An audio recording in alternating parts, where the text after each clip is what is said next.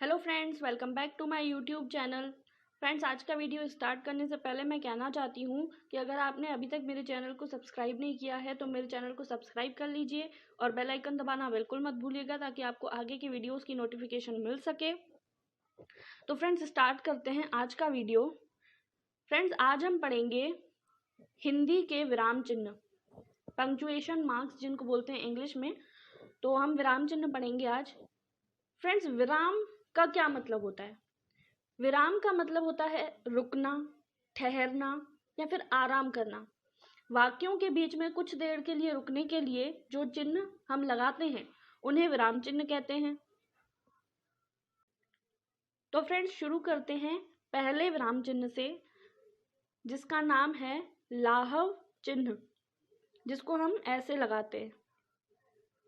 Friends, जब भी हमें कोई चीज़ शॉर्ट में लिखनी होती है, जैसे कि हम संक्षेप में लिखते हैं ना कभी कभी हिंदी में, तो जब भी हमें कोई चीज़ शॉर्ट में लिखनी होती है तो हम इस चिन्ह का प्रयोग करते हैं। जैसे कि फ्रेंड्स, आपने देखा होगा जब आप एग्ज़ाम देने जाते हो तो जो आपका एग्ज़ाम पेपर होता है उसके नीचे लिखा रहता है ऐसा, क्र, प और उ। फ्रेंड्स, इसका क्या मतलब होता है? ये शॉर्ट फॉर्म है। इसका मतलब होता है कृपया पेज उलटिए। तो इसका मतलब ये होता है, और ये शॉर्ट में लिखा रहता है उसमें। तो ऐसे ही जब हमें चीज़ें शॉर्ट में लिखनी होती हैं तब हम इस चिन्ह का प्रयोग करते हैं। जैसे कि फ्रेंड्स, मुझे लिखना हो मध्य प्रदेश, तो हम कभी कभी शॉर्ट में लिखते हैं म, और फिर ये चिन्ह लगाते हैं और फिर प्र, ऐसा लिखते हैं मध्य प्रदेश, ऐसा।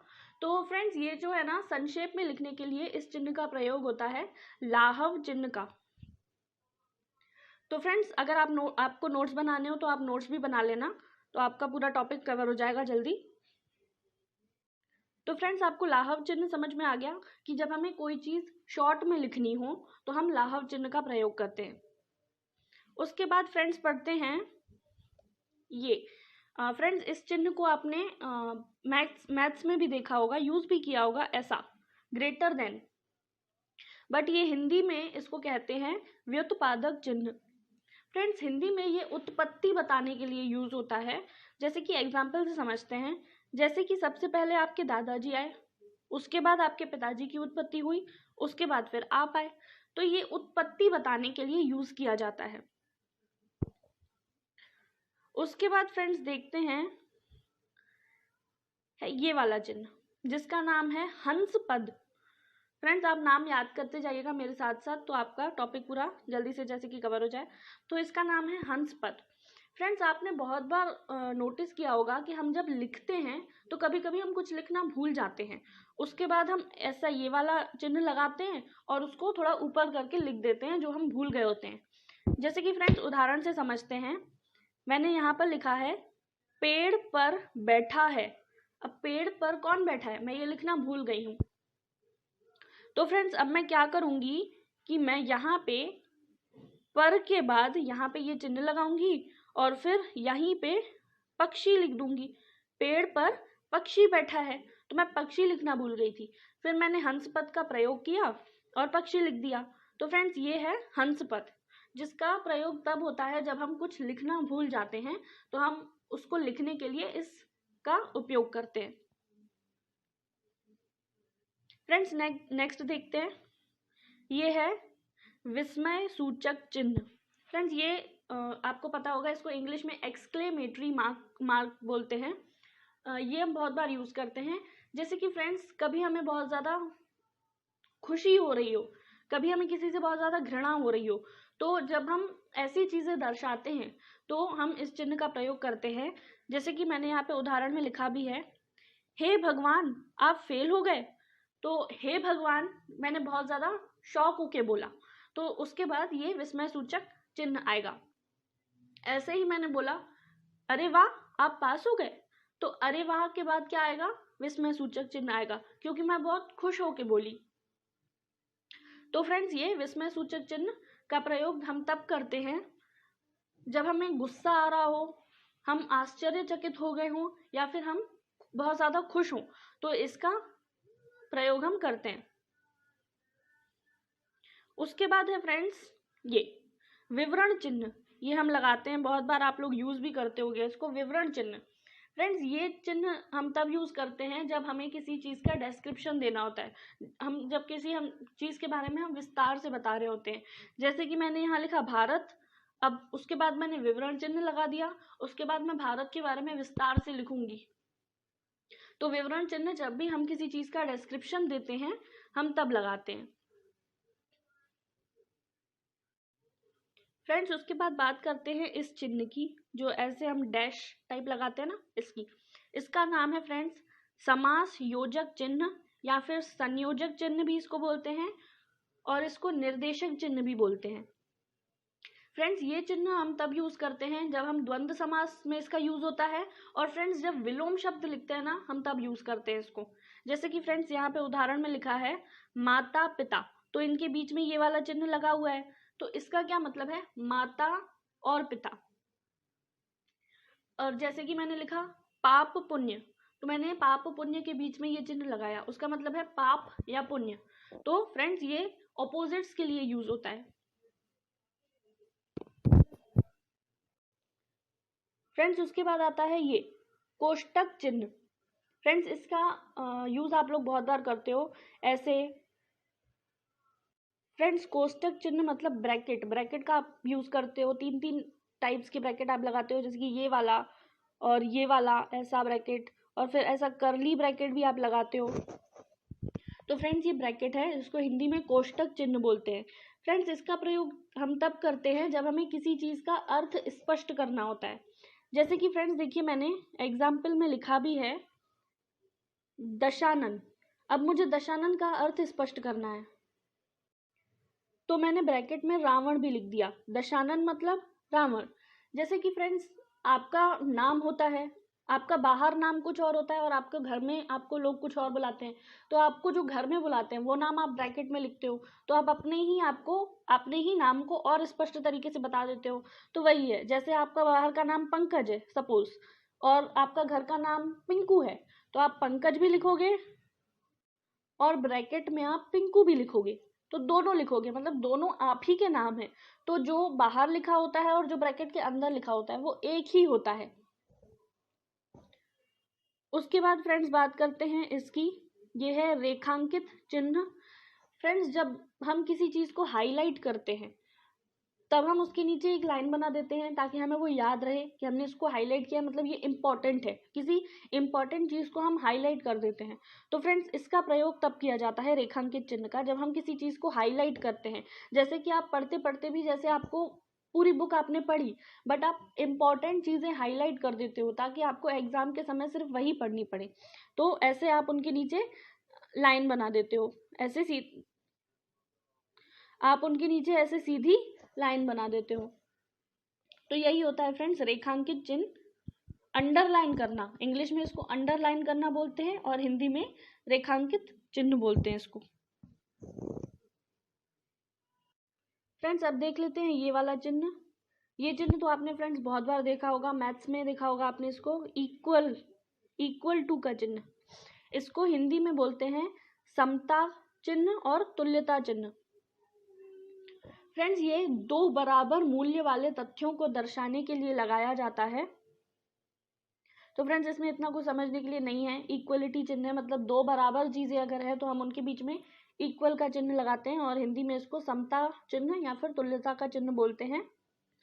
तो ये बहुत ईजी है फ्रेंड्स। फ्रेंड्स अब बात करते हैं इस चिन्ह की, ये है पूर्ण विराम। इंग्लिश में ये फुल स्टॉप होता है और हिंदी में पूर्ण विराम। इंग्लिश में हम सिर्फ डॉट लगा देते हैं फुल स्टॉप, और हिंदी में हम ऐसी स्ट्रेट लाइन खींचते हैं। फ्रेंड्स पूर्ण विराम का प्रयोग तब होता है जब कोई वाक्य समाप्त हो जाता है, तो हम पूर्ण विराम का प्रयोग करते हैं। जैसे कि फ्रेंड्स यहाँ पे एग्जाम्पल लिखे हैं, श्याम ने खाना खा लिया, ये वाक्य खत्म हो गया, तो है के बाद हम लोगों ने पूर्ण विराम लगा दिया। वह कल आएगा, तो पूर्ण विराम लगा दिया। तुम घर चले जाओ, बात खत्म हो गई, पूर्ण विराम लगा दिया। तो फ्रेंड्स पूर्ण विराम बहुत ज़्यादा इजी है। इसका मतलब होता है इंग्लिश में फुल स्टॉप, हिंदी में पूर्ण विराम। जब कोई वाक्य खत्म हो जाता है तब हम इसको लगाते हैं। फ्रेंड्स उसके बाद बात करते हैं इसकी, ये है अर्ध विराम, ऐसा डॉट और फिर नीचे कॉमा। कॉमा मतलब अल्प विराम। तो ऐसा हम इसको बनाते हैं फ्रेंड्स। जब हमें पूर्ण विराम से कम समय के लिए रुकना होता है तब हम इसका प्रयोग करते हैं। जैसे कि इसके एग्जाम्पल, राम तो अच्छा लड़का है, फिर हम रुके, उसके बाद किंतु उसकी संगत ठीक नहीं है, जिसे मैंने अपना दोस्त समझा वही आस्तीन का सांप निकला। तो फ्रेंड्स यहाँ पे ये जो लगा हुआ है चिन्ह, यहाँ पे हम थोड़ी देर के लिए रुके तो इसको बोलते हैं अर्धविराम। फ्रेंड्स उसके बाद आता है ये अल्प विराम, जिसको आप इंग्लिश में कॉमा बोलते हो। तो फ्रेंड्स जब हमें बहुत ही ज्यादा कम समय के लिए रुकना होता है, बिल्कुल कम समय के लिए रुकना होता है, तब हम अल्प विराम का प्रयोग करते हैं। जब हम अर्ध विराम से भी कम समय के लिए रुकते हैं तब हम अल्प विराम का प्रयोग करते हैं। जैसे कि फ्रेंड्स, श्याम इधर आना, हाँ मैं कल दिल्ली जाऊंगा। तो फ्रेंड्स यहाँ पे ये कॉमा लगा हुआ है, यानी कि अल्प विराम लगा हुआ है, तो हम यहाँ बिल्कुल थोड़ी सी देर के लिए रुके, न्यूनतम समय के लिए रुके, मिनिमम टाइम के लिए, तो यहाँ पे हमने अल्प विराम लगाया। फ्रेंड्स उसके बाद है ये प्रश्नवाचक चिन्ह। फ्रेंड्स ये तो बहुत इजी है, क्वेश्चन मार्क। तो जब हम किसी से कोई सवाल करते हैं, जब हम किसी से कोई क्वेश्चन पूछते हैं, तब हम इसका उपयोग करते हैं। जैसे कि फ्रेंड्स मैंने पूछा, तुम तो यहाँ के नहीं लगते, ये मैंने क्वेश्चन पूछा। यहाँ तो तुम्हारा घर नहीं है, मैंने क्वेश्चन पूछा किसी से, ये क्वेश्चन मार्क लगाया है आखिरी में। तुम तो आज यहाँ नहीं आने वाले थे, तो मैं किसी से क्वेश्चन पूछ रही हूँ, मुझे इसका जवाब मिलेगा। जब हमें किसी चीज़ का जवाब मिलेगा तो इसका मतलब होता है कि हम क्वेश्चन पूछ रहे हैं, और क्वेश्चन पूछ रहे हैं तो हम क्वेश्चन मार्क का प्रयोग करते हैं। और फ्रेंड्स ये है लास्ट चिन्ह, जिसका नाम है अवतरण चिन्ह और उद्धरण, या तो उद्धरण चिन्ह, अवतरण चिन्ह या उद्धरण चिन्ह। फ्रेंड्स इनका आपने बहुत बार आप यूज करते भी होंगे। जब हम डबल कॉमा ऐसे बना देते हैं किसी के ऊपर, या फिर हम ऐसे सिंगल कॉमा बना देते हैं किसी के ऊपर, तो यही पढ़ते हैं फ्रेंड्स। फ्रेंड्स जब हम डबल कॉमा बनाते हैं, जब हम डबल कॉमा बनाते हैं तो उसको बोलते हैं दोहरा उद्धरण चिन्ह, दोहरा उद्धरण चिन्ह। और जब हम सिंगल कॉमा बनाते हैं तो उसको बोलते हैं इकहरा उद्धरण चिन्ह, इकहरा उद्धरण चिन्ह। फ्रेंड्स अब इन दोनों का प्रयोग कहाँ होता है? फ्रेंड्स दोहरा उद्धरण चिन्ह मतलब कि जब हम डबल कॉमा बनाते हैं किसी के ऊपर तो उसका प्रयोग कहाँ होता है? तो फ्रेंड्स जब हम किसी की कही हुई बात को सीधा सीधा वैसा ही कह देते हैं या फिर वैसा ही प्रस्तुत कर देते हैं, तब हम दोहरा उद्धरण चिन्ह का प्रयोग करते हैं। जैसे किसी ने कुछ कहा और हमने सेम टू सेम वैसा ही कह दिया, तब हम दोहरे उद्धरण चिन्ह का प्रयोग करेंगे। और इकहरा उद्धरण चिन्ह का प्रयोग तब होता है जब हम किसी एक शब्द को हम हाईलाइट करना चाह रहे हो, हम उस पर विशेष बल देना चाह रहे हो, तब हम किसी एक शब्द को, इकहरा उद्धरण चिन्ह किसी एक शब्द के लिए यूज होता है जब हम उसे हाईलाइट करना चाह रहे हो। जैसे कि फ्रेंड्स यहाँ पे एग्जाम्पल देखिए, यहाँ लिखा है गोदान को मुंशी प्रेमचंद का अंतिम और सबसे महत्वपूर्ण उपन्यास माना जाता है। गोदान को मुंशी प्रेमचंद का अंतिम और सबसे महत्वपूर्ण उपन्यास माना जाता है। तो फ्रेंड्स यहाँ पे हमने ना गोदान को हाईलाइट किया है, तो इसलिए हमने यहाँ पे इकहरा उद्धरण चिन्ह लगाया है। उसके बाद फ्रेंड्स देखते हैं ये हरिवंश राय बच्चन ने कहा है, मन का हो तो अच्छा, मन का ना हो तो और भी अच्छा। तो फ्रेंड्स यहाँ पे ये देखिए हमने दोहरा उद्धरण चिन्ह लगाया है, क्योंकि हमने हरिवंश राय बच्चन जी की कही हुई बात को सेम टू सेम दोहरा दिया, तो हमने दोहरा उद्धरण चिन्ह लगाया है। और जब हम गोदान को हाईलाइट कर रहे थे, मतलब हम एक वर्ड को हाईलाइट कर रहे थे, तो हमने इकहरा उद्धरण चिन्ह का प्रयोग किया। तो फ्रेंड्स आई होप आपको हिंदी के विराम चिन्ह अच्छे से समझ में आ गए होंगे, आपने अपने नोट्स बना लिए होंगे। फ्रेंड्स ये आपके कॉम्पिटिटिव एग्जाम्स में भी बहुत काम आएंगे।